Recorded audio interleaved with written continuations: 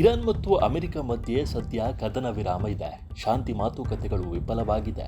ಹೀಗಾಗಿ ಇರಾನ್ನೊಂದಿಗೆ ನಡೆಯುತ್ತಿರುವ ಇತ್ತೀಚಿನ ಯುದ್ಧ ಪರಿಸ್ಥಿತಿಯಲ್ಲಿ ಕದನ ವಿರಾಮ ವಿಸ್ತರಣೆಯ ಬಗ್ಗೆ ಮತ್ತೆ ಚರ್ಚೆಗಳು ಜೋರಾಗಿವೆ.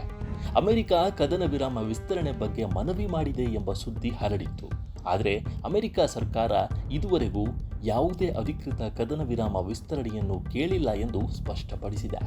ಶ್ವೇತಭವನದ ಪತ್ರಿಕಾ ಕಾರ್ಯದರ್ಶಿ ಕ್ಯಾರೋಲಿನ್ ಲಿವಿಟ್ ಮಾಧ್ಯಮಗಳೊಂದಿಗೆ ಮಾತನಾಡುವ ವೇಳೆ ಅಮೆರಿಕ ಇರಾನ್ನಿಂದ ಕದನ ವಿರಾಮ ವಿಸ್ತರಣೆಗಾಗಿ ಔಪಚಾರಿಕವಾಗಿ ಮನವಿ ಮಾಡಿದೆ ಎಂಬ ವರದಿಗಳು ಈ ಕ್ಷಣದಲ್ಲಿ ಸರಿಯಲ್ಲ ಎಂದು ಹೇಳಿದ್ದಾರೆ. ಬೆಳಗ್ಗೆಯಿಂದಲೇ ಕೆಲವು ಅಂತಾರಾಷ್ಟ್ರೀಯ ಮಾಧ್ಯಮಗಳಲ್ಲಿ ಬಂದಿದ್ದ ವರದಿಗಳನ್ನು ಅವರು ಸುಳ್ಳು ವರದಿ ಎಂದು ಕರೆಯುತ್ತಾ ಈಗಾಗಲೇ ಯಾವುದೇ ಅಧಿಕೃತ ವಿನಂತಿ ಇರುವುದಿಲ್ಲ ಎಂದು ಜೋರಾಗಿ ಹೇಳಿದ್ದಾರೆ.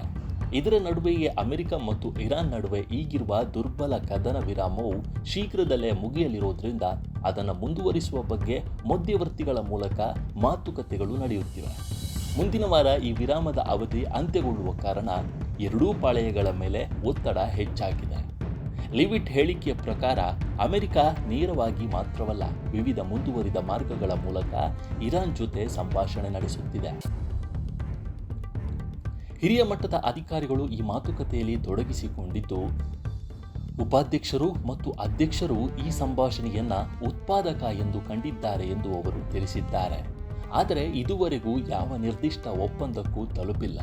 ಮಾತುಕತೆಗಳು ನಡೆಯುತ್ತಿರುವ ಹಂತದಲ್ಲೇ ಇವೆ. ಇರಾನ್ ಮತ್ತು ಅಮೆರಿಕ ನಡುವಿನ ನೇರ ಮುಖಾಮುಖಿ ಮಾತುಕತೆಗಳ ಬಗ್ಗೆ ಹರಿದಾಡುತ್ತಿರುವ ಸುದ್ದಿಗಳ ವಿಷಯದಲ್ಲೂ ಲೀವಿಟ್ ಎಚ್ಚರಿಕೆಯಿಂದ ಪ್ರತಿಕ್ರಿಯಿಸಿದ್ದಾರೆ. ಮುಖಾಮುಖಿ ಸಭೆಗಳ ಬಗ್ಗೆ ಚರ್ಚೆಗಳು ನಡೆದರೂ ಯಾವುದೇ ಅಂತಿಮ ನಿರ್ಧಾರವಾಗಿಲ್ಲ ಎಂದು ಅವರು ಹೇಳಿದ್ದಾರೆ. ನಮ್ಮಿಂದ ಅಧಿಕೃತ ಘೋಷಣೆ ಬರುವವರೆಗೂ ಇಂತಹ ಸಭೆಗಳ ಬಗ್ಗೆ ಬಂದ ಸುದ್ದಿಗಳನ್ನು ಅಧಿಕೃತ ಎಂದು ಪರಿಗಣಿಸಬಾರದು ಅಂತ ಶ್ವೇತಭವನದ ನಿಲುವನ್ನು ಸ್ಪಷ್ಟಪಡಿಸಿದ್ದಾರೆ. ರಾಜತಾಂತ್ರಿಕ ಪರಿಹಾರದ ಸಾಧ್ಯತೆಗಳ ಬಗ್ಗೆ ಮಾತನಾಡಿದ ಲಿವಿಟ್ ಎಚ್ಚರಿಕೆಯಿಂದ ಆಶಾವಾದ ವ್ಯಕ್ತಪಡಿಸಿದ್ದಾರೆ. ಒಪ್ಪಂದದ ಸಾಧ್ಯತೆ ಬಗ್ಗೆ ನಮಗೆ ಒಳ್ಳೆಯ ಭಾವನೆ ಇದೆ.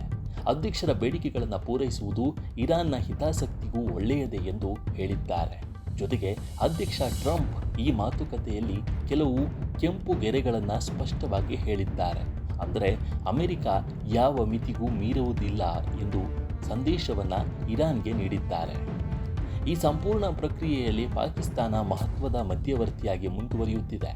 ಮುಂದಿನ ಸುತ್ತಿನ ಶಾಂತಿ ಮಾತುಕತೆಗಳ ಸ್ಥಳ ಬದಲಾಗುವ ಸಾಧ್ಯತೆ ಇಲ್ಲ.